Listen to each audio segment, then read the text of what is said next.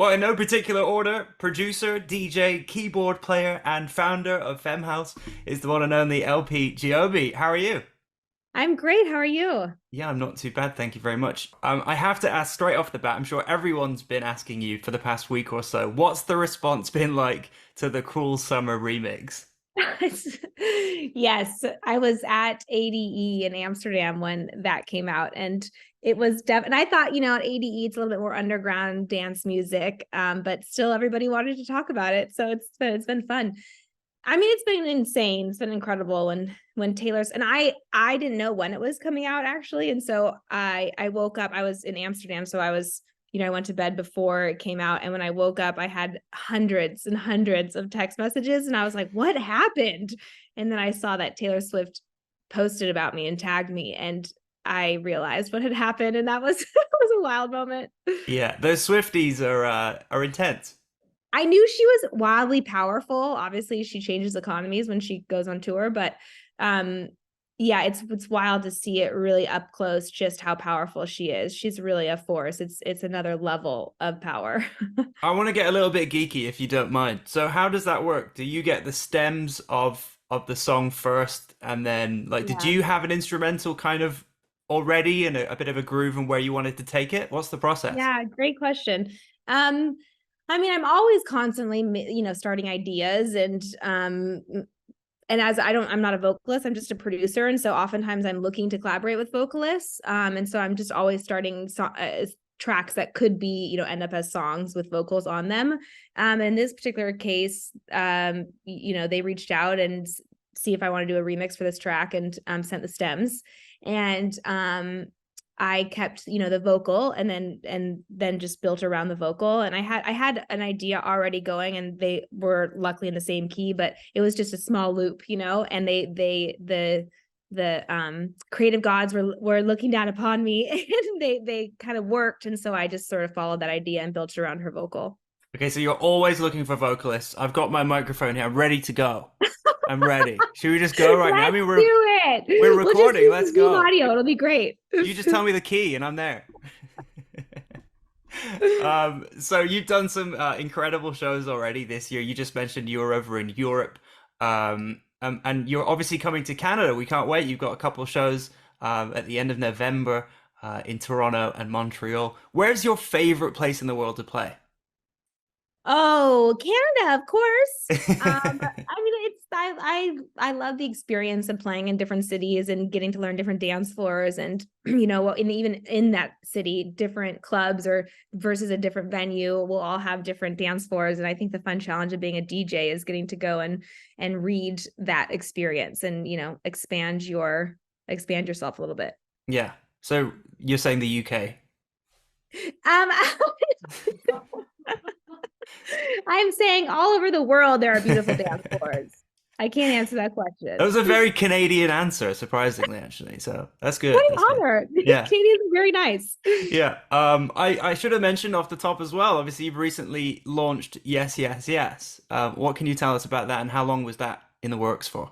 Yeah, I guess it's been in the works as long as I've been making music, kind of. It's always been a goal of mine. Yes, Yes, Yes is the dance label that I launched in partnership with Defected, and they've been such amazing, incredible partners. Every release I've done with them has just been super on point and very buttoned up, and the creative has been remarkable, and their playlisting and their relationships, and they're really a powerful company, and I'm really honored to get to bring in new artists to go into their ecosystem and play some shows with them and release music. And I think that I've gotten to a point a little bit where I'm slightly sick of myself, kind of, and talking about myself, and so I feel this new rush of excitement and adrenaline since launching this label, because I started to talk to the artists who I've been following and who I love and whose music has been really inspiring me, and using my platform to sort of help push their careers along has been more exciting than my own at times. So I'm really, really, really, there's a few artists that we're going to be releasing soon. I can't give many more details than that, but I'm so excited about the music. It's inspiring me on another level.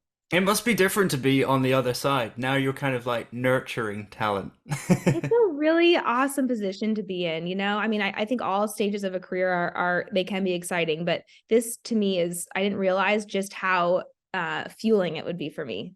Yeah. You obviously like to have a lot on your plate all at once. I get that vibe. Like, do you have friends and family that tell I you was like little. just slow down a bit? Like, Actually, I remember, I'll never forget this. My dad told me that if I got a B, I was a straight A student, you know, and of they were course. like, listen, we'll pay you money if you get a B, just so you know that the world won't end, that everything will be okay. You don't have to be over the top about everything you do. But I guess I was just born that way. Tell me you took the money. I'm not going to be. So I don't have to take the money. We have to talk about Femme House as well. We're going to experience a little bit when you come to Canada as well, and some of the workshops and sessions that you do. So, Femme House, what is it for those that don't know, and how can people get involved? Yes, Femme House is my 501c3 nonprofit that teaches women and gender expansive individuals how to produce music. Still, only 2% of producers are women. And so we aim to change that statistic through visual representation and education. What's really exciting about this tour I'm about to go on is that we're hosting in-person workshops throughout the tour in each city that I perform in earlier in the day. Femme House is an online community, so you can take online workshops once a month. We do DJ courses and production courses, and then we also have online what do they call it? Online curriculum that is always there and always standing, and you can take it at any time that is convenient for you. And the workshops are sort of in real time over Zoom.